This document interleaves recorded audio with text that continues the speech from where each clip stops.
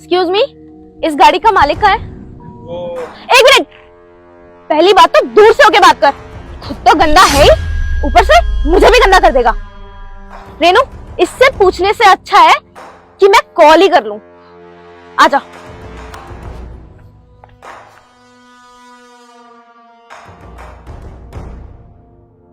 Hello hello baby, आज हम मिलने वाले थे ना, और आज हमारी पहली डेट थी, तो आपने मुझे जो लोकेशन शेयर करी थी मैं वहां पर आ चुकी हूँ।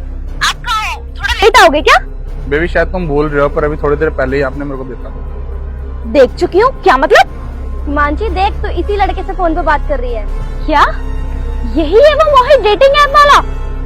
लेकिन उसने तो मुझे कहा था कि वो एक बिजनेसमैन है, बहुत अमीर है। उसकी हालत तो देख। मुझे नहीं करनी इससे बात, चल चलते हैं। हिमांशी रुक, देख तू इतनी दूर इसी लड़के से मिलने आई है, तू बिना बात किए जाना चाहती है। मुझे लगता है तुझे एक बार मिलना चाहिए, इससे बात करनी चाहिए। क्या मैं और इससे बात करूं? इस फटीचर से? माय फुट, गरीब एक नंबर का। इसने मुझे कहा था कि ये बहुत बड़ा बिजनेसमैन है, इसके पास घर है, गाड़ी है, बंगला है, लेकिन इसकी हालत तो देख। मुझे तो लगता है कि इसके पास एक घर तक नहीं होगा। मैं इसे बताती हूँ मेरा टाइम वेस्ट करने का क्या अंजाम होता है। हिमांशी रुक, हिमांशी।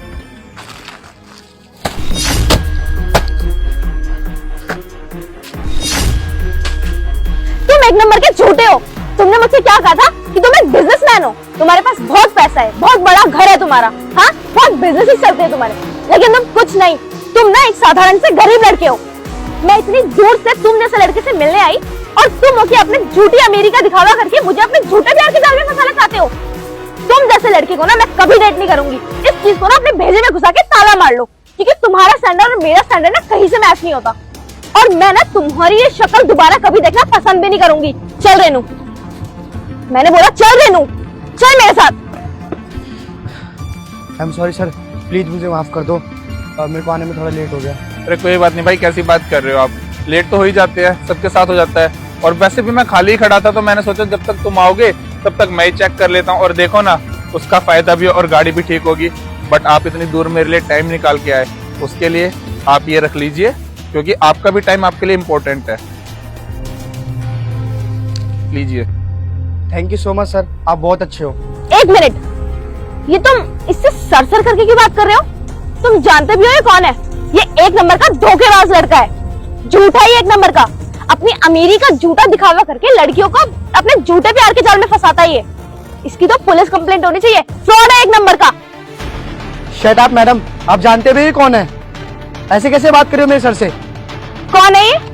इस शहर में इनकी 25 कंपनी चल रही है, और इन्होंने इस बार एक और खरीद लिया है, और आपको शर्म नहीं आती इनसे ऐसे बात करते हुए? क्या? हाँ, मोहित ने तुमसे कोई झूठ नहीं बोला है, कम से कम तुमको उसकी बात तो सुननी चाहिए थी।